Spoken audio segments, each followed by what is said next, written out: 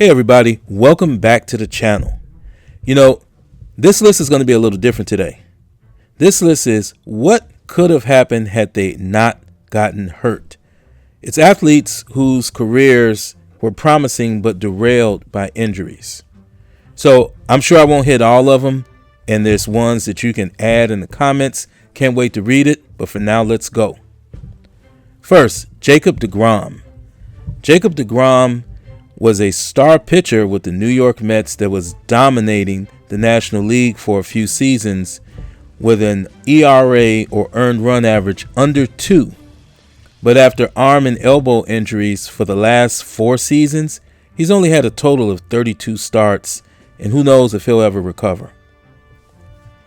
Jay Williams. Jay Williams, after having a promising rookie year with the Chicago Bulls and an All-American career as a college player with Duke University, got into a motorcycle accident during the summer after his rookie year and was severely injured, and Jay Williams' career wasn't in essence over, but it was diminished significantly, and he was never the same. He's gone on to become a very competent analyst, but who knows what his basketball career could have been. Sam Bowie. Sam Bowie was drafted right ahead of Michael Jordan by the Portland Trail Blazers, who thought that they needed a center to complete their team and make them championship caliber. But Sam Bowie's limbs just would not cooperate. He had multiple leg injuries, and he did end up having a nice career as a serviceable NBA player, but who knows what could have happened had he not gotten hurt so much and so severely. Brandon Roy. Here's another Portland Trailblazer. Brandon Roy was poised to be an NBA All-Star for a decade or better, but his knees just would not cooperate, and it limited his career and forced him into early retirement. I think personally Brandon Roy was going to be a superstar. Bernard King. Bernard King literally snapped his knee at the prime of his career in 1985 while with the New York Knicks. He was consistently a 25 to 30 point per game scorer in the NBA, and it was figured that he had 6 or 7 great, not good, years left in him. But the ACL injuries that he suffered were not as treatable at the time as they are now, and it hurt Bernard King. He ended up being off for 2 full seasons, and he did make a comeback, although he was never quite the same Bernard King from the prime of his career with the New York Knicks. Bo Jackson. Bo Jackson is arguably one of the top 10 athletes to ever play any professional sport.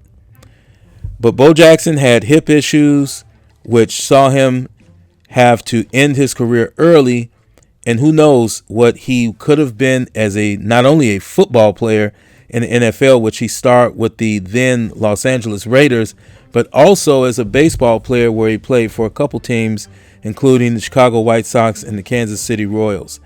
Bo Jackson is probably the best mystery I could come up with, because who knows how high he would have taken it. Gale Sayers. Gale Sayers is kind of a repeat of Bernard King, but it happened, roughly 15, 20 years earlier.